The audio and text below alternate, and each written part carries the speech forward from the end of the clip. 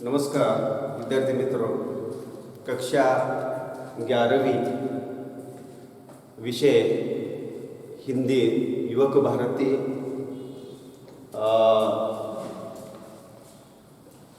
हिंदी इस विषय को हिंदी ये जो पाठ्य पुस्तक है, इस पाठ्य पुस्तक को लेकर आज हम परिचय करके लेने वाले हैं।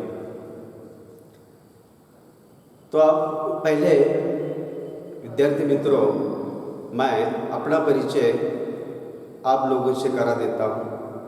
श्रीपतराव भोसले कनिष्ठ महाविद्यालय उस्मानाबाद, इस महाविद्यालय से चलने वाले अनेक शाखाएं जैसे कि कला शाखा, वाणिज्य शाखा, विज्ञान शाखा,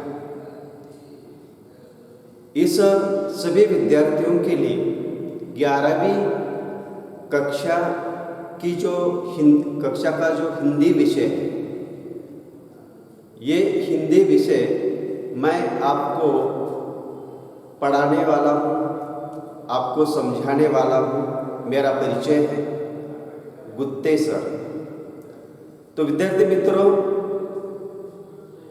आपने हिंदी विषय का जो चयन करके राष्ट्र भाषा का सम्मान किया है, इसलिए कला, वाणिज्य, विज्ञान शाखा के हिंदी विषय को लेकर अध्ययन करने वाले सभी विद्यार्थियों का आज तहे दिल से मैं स्वागत करता हूँ। विद्यार्थी मित्रों, हिंदी विषय ये जो भाषा विषय है, इस भाषा विषय में 11वीं कक्षा में आपको जो अध्ययन करना है, उसको लेकर हम विचार करने वाले हैं। तो विद्यार्थी मित्रों, पहली बात यह है कि किसी भी भाषा विषय का अध्ययन करना है तो किताब का आपके पास होना बहुत ज़रूरी होता है, क्योंकि भाषा विषय का अध्ययन करते समय अनेक प्रकार के कठिन शब्द होते हैं, मुहावरे होते हैं, महत्वपूर्ण ऐसे कुछ वाक्य होते हैं। उसे याद रखने के लिए, स्मरण करने के लिए किताब आपके सामने होना बहुत ज़रूरी है। आज इन सभी विद्यार्थियों को YouTube चैनल के माध्यम से अध्यापन प्रक्रिया हमारे कॉलेज से चालू है। और दुर्भाग्य ये बात है विद्यार्थी मित्रों, जो कि आमने सामने बैठकर गुरु शिष्य ये जो दृश्य है, आज कोविड-19 के वजह से हम ये मिल नहीं पाते हैं। तो विद्यार्थी मित्रों, आज हम YouTube चैनल के माध्यम से एक दूसरे के साथ मिल रहे हैं। तो विद्यार्थी मित्रों, आज हम 11वीं कक्षा और इसके लिए जो हिंदी विषय का जो पाठ्य पुस्तक है, इसका पाठ्य पुस्तक परिचय पहले करके ले लेंगे। इसलिए मैं आपसे गुजारिश करता हूँ कि जब भी आप YouTube चैनल के माध्यम से 11वीं कक्षा के रचनाओं को लेकर सुनेंगे, तब आपके पास किताब हो, ताकि आप ये लेक्चर सुनते सुनते आप अपने किताब के अंदर में देखते जाइए, ताकते जाइए, तभी सभी बातें आपके समझ में आ जाती हैं। तो पहले हम जो इस साल हिंदी इस पाठ्य पुस्तक के माध्यम से जो अनेक रचनाओं का हम अध्ययन करने वाले हैं, कौन कौन सी रचनाएं हैं, इसका परिचय करके लेना बहुत ज़रूरी है। तो विद्यार्थी मित्रों, आपका जो हिंदी का किताब है, पाठ्य पुस्तक है, उसमें पहले क्रमानिका के बीच 1 से लेकर 12 ऐसी कुछ रचनाएं हैं। इस 1 से लेकर 12 रचनाओं में पद्य भी है और गद्य भी है। अगर इसको लेकर थोड़ा सा गौर से देखेंगे तो इस 12 रचनाओं में गद्य पद्य रचना है, एक दूसरे के बीच है, गुल मिल कर यानी 1 से लेकर यानी 12 तक यानी ये रचनाएं हैं। इनमें से गद्य रचनाएं है कुल मिलाकर 6 रचनाएं। याद रखिएगा विद्यार्थी मित्रों की इस रचना की ये जो रचनाएं हैं इसको पहले ध्यान से देखिए, पढ़िए। तो गद्य कुल मिलाकर आपको अध्ययन के लिए जो रखी गई है, ये गद्य रखे गए हैं कुल मिलाकर 6 है। गद्य ने कौन से, जैसे कहानी है, निबंध है, व्यंग रचना है, वैचारिक निबंध है, ये जो है उसी को हम गद्य रचना ऐसा कहते हैं। तो आपके लिए ये कुल मिलाकर गद्य पद्य रचना विभाग के बीच गद्य जो है ये 6 है। और कोविड-19 की वजह से शिक्षा विभाग के माध्यम से 2 रचनाएं यानी कम कर दी गई है इस अभ्यासक्रम के बीच में से, जो कि इस साल के लिए, ये सिर्फ इस साल के लिए निर्देश है। तो इस गद्य रचना जो है 6 में से 2 रचनाएं कम कर दी गई है। उसमें चौथी जो रचना है, मेरा भला करने वालों से बचाए, ये रचना आपके अध्ययनार्थ नहीं रखी गई है इस साल के लिए। और दूसरी गद्य रचना ये है, छठी गद्य रचना है, वो है कलम का सिपाही। छठी कलम का सिपाही, ये रचना भी आपके लिए अध्ययनार्थ रखी नहीं गई है। तो ये 2 रचनाएं छोड़कर हमें बाकी के गद्य रचनाओं को लेकर विचार करना है। अब देखिए कि पाठ्य पुस्तक के परिचय में और पाठ्य क्रम को लेकर जो हम विचार कर रहे हैं उसमें अभी पद्य रचनाएं जो है ये भी 6 है। पद्य रचना, ये गद्य रचनाओं में ये दो रचनाएं नहीं है। अब पद्य रचनाएं, जिसको हम कविता कहते हैं, कविता,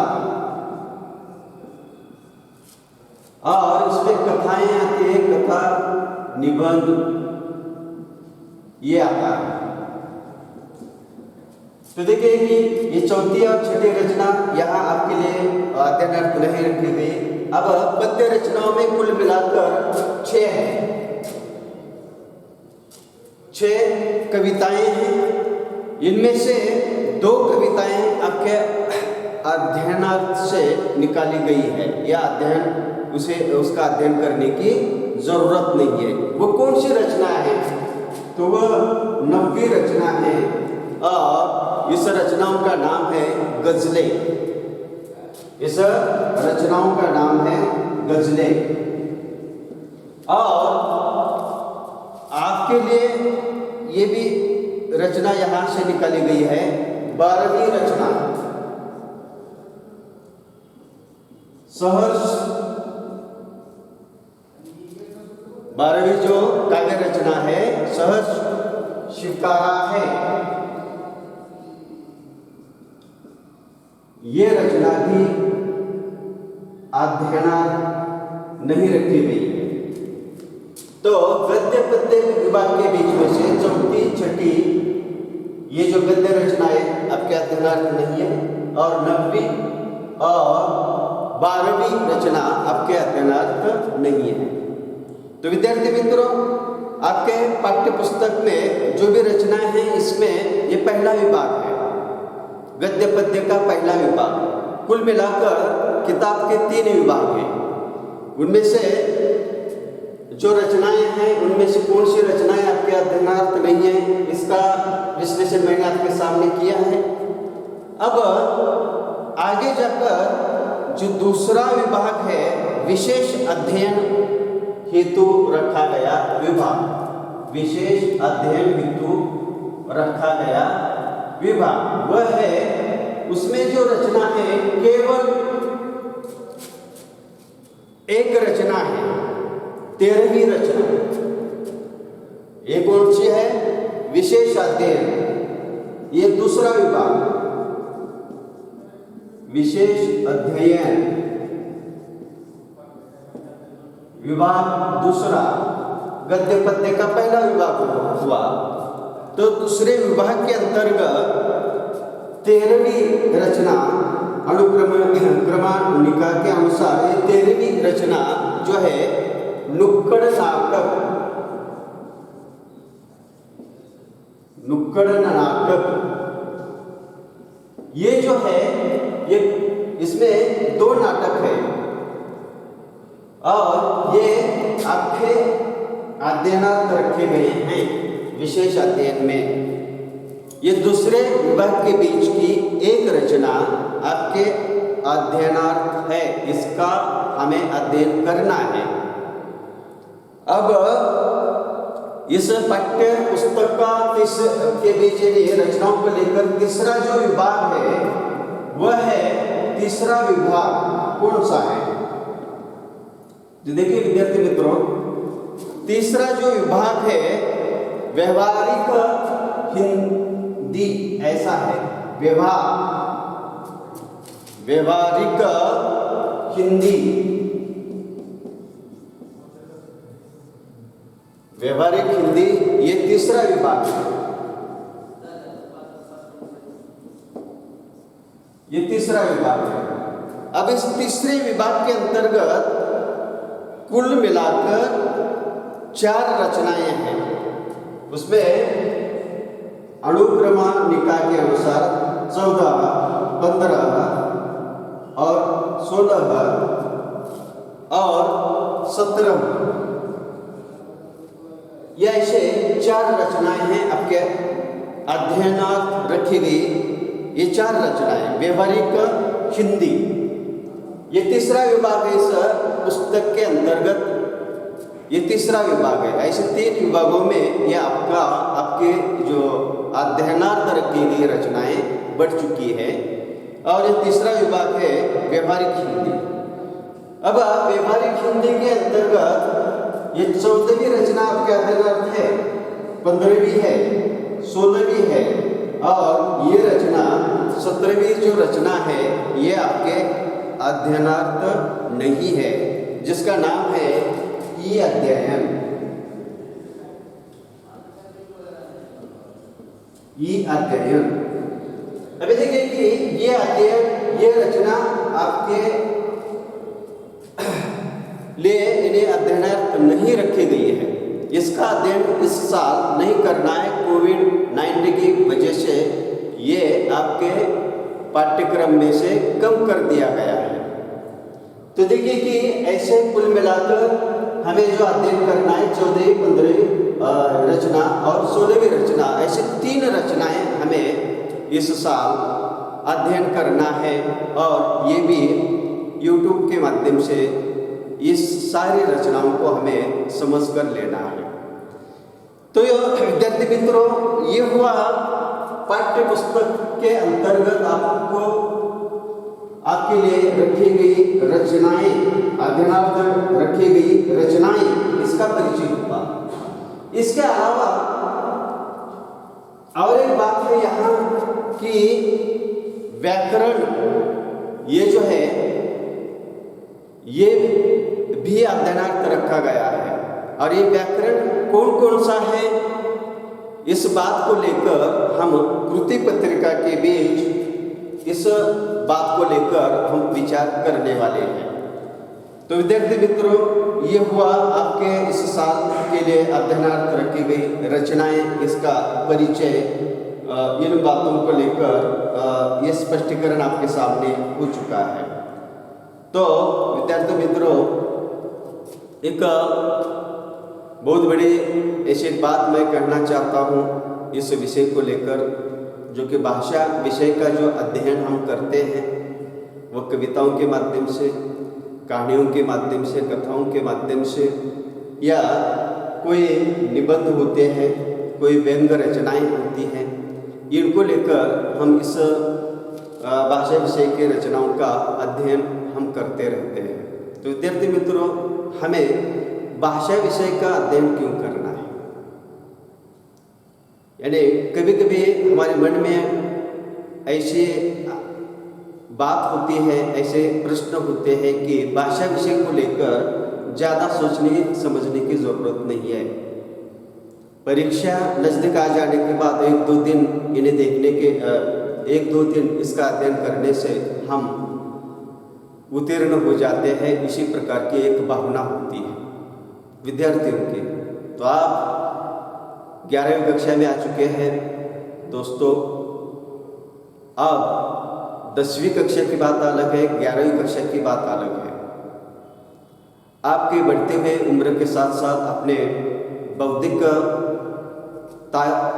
क्षमता भी आपके बढ़ चुके हैं। इसीलिए किसी भाषा का ज्ञान आत्मसात करते समय बहुत ही संवेदनशीलता के साथ इन रचनाओं की तरफ गहराई में जाकर अगर हम इसका अध्ययन करते हैं तो हमें अपने जीवन के लिए कई सारे अनुभव यहाँ मिल जाते हैं, और इसी अनुभव को साथ लेकर अपने जीवन को सफलता पाने के लिए इन अनुभवों का हमें उपयोग होता है। केवल अंक प्राप्त करने के लिए भाषा विषय का अध्ययन मत कीजिएगा। कोई भी साहित्यकार, कोई भी लेखक, कोई भी कवि जब अपनी रचना को निर्माण करता है तो उसके गहरे अनुभव, जीवन के गहरे अनुभव उस रचनाओं के बीच में उतर आते हैं, और इसी को आधार बनाकर हम अपने जीवन के रास्ते पर इसका हम उपयोग करते हुए हम अपने जीवन में सफल हो जाते हैं। तो इस साहित्य का अध्ययन करते समय जीवन के लिए इसका उद्देश्य रखकर अगर हम अध्ययन करते हैं तो परीक्षाएं हमारे लिए मुसीबत नहीं बनती है। परीक्षा और अंक ये बाएं हाथ का खेल बन जाता है। लेकिन हमारा उद्देश्य क्या होना चाहिए? तो हमारे जीवन के लिए इन भाषा विषय के अंतर्गत की रचनाओं का हमें अध्ययन करना है। तो हमारा यानी विद्यार्थी मित्रों, आपके मन में जो बात बैठी है कि 10वीं कक्षा तक जो थी वह बाहर निकाल दीजिए, और हमें बहुत गहराई से, सूक्ष्मता से इन भाषा विषय के रचनाओं को लेकर विचार करना है। ये बात सामने रखिएगा, तभी हम इस अध्ययन, इन भाषा विषयों का अध्ययन करके हम अपने जीवन को बहुत ही सफलतापूर्वक आगे लेकर जा सकते हैं। तो यहाँ साहित्यकार, कवि जो अपने अनुभूति हमारे सामने रखता है, इसका बारीकियों से अध्ययन हमें करना होता है। तो हमारे पाठ्यक्रम के अनुसार, इसका पाठ्य पुस्तक के अनुसार मैंने आपको 3 विभागों का यहाँ परिचय दिया गया है। इसके अलावा आपके अध्ययनार्थ ये जो व्याकरण है ये भी इन्हीं बातें हैं। और एक बात हमेशा याद रखनी है आपको कि 11वीं कक्षा तथा 12वीं कक्षा में हिंदी विषय में अनुत्तीर्ण होने का जो डर है ये पहले निकालना, इस डर को ले लीजिएगा। क्योंकि भाषा हिंदी में अभी तक यानी क्या है, श्रीपतराव भोसले कनिष्ठ महाविद्यालय के अंतर्गत पिछले 20-25 सालों से मैं आप जैसे युवकों को इस भाषा का अध्ययन अध्यापन प्रक्रिया की विशेष भाषा को लेकर मैं रहा हूँ। और मेरी अनुभूति ये है कि आज तक इतने सारे विद्यार्थी हिंदी इस विषय को लेकर परीक्षाएं देते हैं। इस परीक्षाओं में इस 20-25 सालों के बीच का अनुभव ये रहा है कि बहुत ही कम विद्यार्थी अनुत्तीर्ण हो चुके हैं। और मेरे अनुभव से अगर देखा जाए तो इस 20-25 सालों के बीच केवल 5 विद्यार्थी अनुत्तीर्ण हो चुके हैं मेरे। इसलिए पहला जो डर है कि अनुत्तीर्ण होने की बात ये पहले निकाल कर ले लीजिए। दूसरी बात यह है कि हमारा उद्देश्य क्या होना चाहिए। हमारा उद्देश्य ये होना चाहिए कि इस विषय के अंतर्गत हमें ज़्यादा से ज़्यादा अंक कैसे प्राप्त करने हैं। आज तक अगर देखा जाए इस विषय को लेकर तो 95 अंकों तक, 100 में से 95 अंकों तक हमारे विद्यार्थी गए हैं और ज़्यादा से ज़्यादा संख्या में गए हैं। केवल 1-2 विद्यार्थी गए हैं ऐसी बात नहीं है। इसलिए आप इस बात को लेकर डरिए मत। आपको करना क्या है, जो भी लेक्चर है ध्यानपूर्वक सुनना है, आत्मसात करना है और उसके बारे में चिंतन होना बहुत ज़रूरी होता है। विचार करना यहाँ बहुत ज़रूरी है। केवल पन्नों के पन्ने पढ़ना और उसको रट लेना, पोपट पंचे करना और परीक्षा में जाकर उगल डालना और अंक प्राप्त करना, यह हमारा उद्देश्य नहीं है।